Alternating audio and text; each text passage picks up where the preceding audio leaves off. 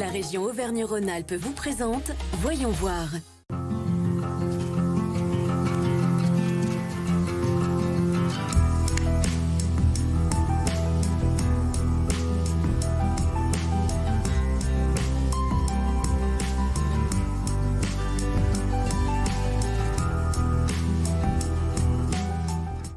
Bonjour et bienvenue dans ce nouveau numéro de Voyons voir.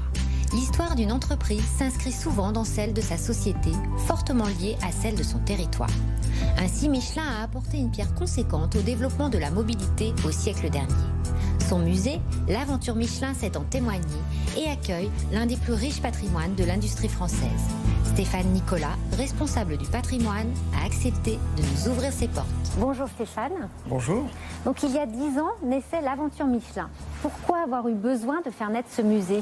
Alors, je suis très heureux de vous accueillir à l'Aventure Michelin aujourd'hui. L'histoire de Michelin, c'est une épopée, un univers absolument passionnant. Et tout au long de son histoire, Michelin a conservé des éléments, des traces de cette histoire dans ses archives. Et donc, quand on a trouvé cette collection, on s'est dit qu'il fallait absolument qu'on partage ça avec le grand public. Et donc, on a décidé de faire ce parcours scénographique qui a ouvert au grand public en janvier 2009. Est-ce que vous pouvez nous parler de l'histoire de Michelin, des frères Michelin ? Comment ça a débuté ? Alors tout commence à la fin du 19e siècle, en 1889, quand les deux frères, André et Édouard Michelin, qui sont des trentenaires à l'époque, héritent de la petite manufacture de caoutchouc familiale. Ils vont chercher de nouveaux débouchés pour relancer leur activité et ils vont s'intéresser un petit peu par hasard aux pneus, qui est un produit tout récent à l'époque, qui équipe des vélos. Ils vont chercher une solution technique jusqu'à finalement trouver un système pour fixer avec des vis le pneu sur la roue du vélo, éviter donc le pneu collé, et c'est effectivement quelque chose qui est beaucoup plus simple et beaucoup plus rapide à réparer. Et c'est grâce à cette innovation technique du pneu démontable que Michelin va s'intéresser durablement aux pneus. Et donc ce groupe qui part donc de cette invention de pneus a été aussi précurseur en termes de publicité. Vous pouvez un peu nous raconter l'histoire de ce personnage Bibendum qui est très connu du grand public ? Et ils vont avoir une idée géniale, ils vont donner vie à leurs produits. Ils vont imaginer de créer une pile de pneus et de donner vie à cette pile de pneus. C'est ce qui va donner naissance à ce personnage que vous connaissez. Et donc très vite, le public va adopter ce personnage et lui donner spontanément ce surnom de Bibendum qui est toujours celui qu'on lui donne aujourd'hui en France. La marque s'est aussi imposée dans les guides. Oui, très tôt, Michelin se dit notre rôle d'industriel, c'est de fabriquer des bons produits, des pneus innovants, des pneus de qualité. Mais dans le fond, notre mission, c'est aussi d'accompagner nos clients dans l'utilisation qu'ils font de leurs pneus, c'est-à-dire le voyage. Et au début des années 30, on voyage de plus en plus pour le plaisir. Et c'est à cette époque que le guide crée les étoiles pour sélectionner les restaurants. Donc 1 étoile, 2 étoiles, 3 étoiles. Et c'est toujours cette sélection que vous connaissez aujourd'hui. Il y a eu toutes les innovations techniques, il y a eu aussi de l'innovation sociale. En quoi Michelin a apporté quelque chose ?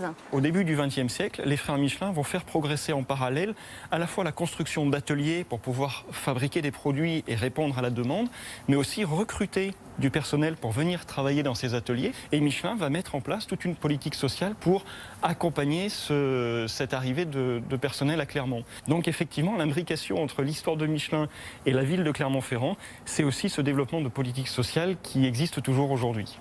Et alors, dans ce musée, comment ça se passe pour le visiteur ?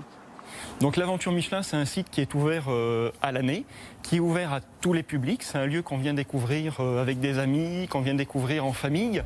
Vous avez vu au travers des quelques images que c'est évidemment de l'histoire industrielle, mais pas uniquement. C'est aussi un formidable voyage à travers l'univers du tourisme. Les frères Michelin ont aussi été pionniers dans le domaine de l'aviation. Vous découvrirez aussi d'où vient le nom de Micheline. Donc c'est un parcours vraiment surprenant, qu'on a voulu aussi ludique. On apprend des choses, mais c'est aussi un parcours interactif. Le site bénéficie également du label, des 4 labels tourisme et handicap. Donc vraiment, c'est un site que je ne peux que vous inviter à venir découvrir. Mais merci de nous avoir accueillis dans ce lieu qui porte très très bien son nom. C'est une véritable aventure. C'était avec grand plaisir. Merci beaucoup, à bientôt. Quittons Clermont-Ferrand, direction la Loire. Vous allez voir que l'impact social d'une industrie sur son environnement peut aussi parfois réserver de belles surprises à ses habitants, comme ces gravières transformées en étangs de pêche.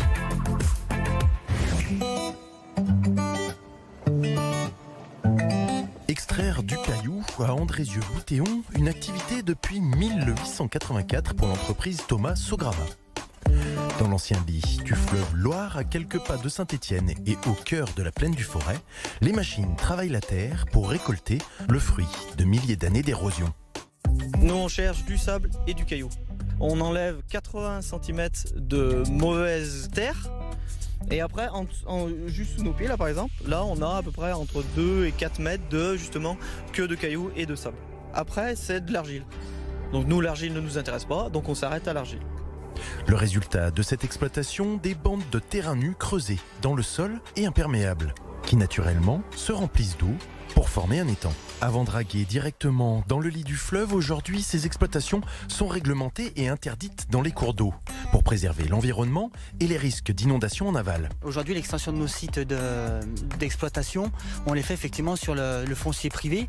On rachète des terrains à proximité des sites actuels pour étendre les zones d'exploitation. Les autorisations d'exploitation nous sont données aussi parce que nous promettons une réhabilitation de ces sites en plan d'eau et en zone d'exploitation agricole. Aujourd'hui, c'est une dizaine de sites d'exploitation qui ont transformé le paysage et offert aux promeneurs et aux pêcheurs une concentration de petits étangs empoisonnés chaque année. Avant, la Loire, elle passait comme ça, la Loire. Donc, ouais, il y a des années. Moi, je ne l'ai pas connue, moi. Donc, après, ils l'ont détournée, la Loire, donc c'est pour ça qu'elle est passée par là-bas. Mais les gens de Boutéon, ils connaissent très bien. J'avais 10 ans. Je venais avec mon père à ce temps-là. Et j'ai 65 ans, donc vous voyez. Un équilibre entre exploitation des sols, biodiversité, loisirs et transformation du territoire s'opère donc sur l'ancien lit du fleuve Loire, offrant à la plaine du Forêt une identité et un havre de paix pour les pêcheurs. Rendons-nous maintenant au centre de technologie de l'Adoux, le plus grand centre de recherche et développement du groupe Michelin. On y découvre que l'innovation est au cœur de sa stratégie et constitue le vecteur fondamental de son développement. Cyril Roget, directeur de communication technique, nous accueille au pavillon Innovation. Cyril Roget, bonjour. Bonjour. Donc nous sommes à l'intérieur du campus RDI du groupe Michelin. Qu'est-ce qu'on y fait ici ? Alors ici, Michelin travaille sur le développement des nouvelles gammes de pneus qui vont sortir dans tous les domaines. Les pneus d'avion, les pneus de poids lourds, les pneus de voiture, les pneus de moto, les pneus de vélo. Donc on couvre vraiment tous les domaines. Et 80% à peu près de la recherche et développement du groupe est faite dans ce bâtiment, campus RDI. Donc on travaille pour développer ces nouvelles gammes, mais on travaille aussi pour préparer les solutions de demain. Donc ce sont des projets qui prennent, j'imagine, plusieurs années. Vous pouvez un petit peu nous expliquer comment ça fonctionne ? Oui, alors on a ce qu'on appelle des projets vraiment de recherche avancée, qui peuvent démarrer quelquefois 10 ans avant la mise sur le marché. Ensuite, ce qu'on appelle du pré-développement. Donc là, on est plutôt à 5 ans avant le lancement des nouvelles gammes. Et puis ensuite, les projets de développement où on met les gammes sur le marché, où on est plutôt sur un horizon de temps de 2 à 3 ans.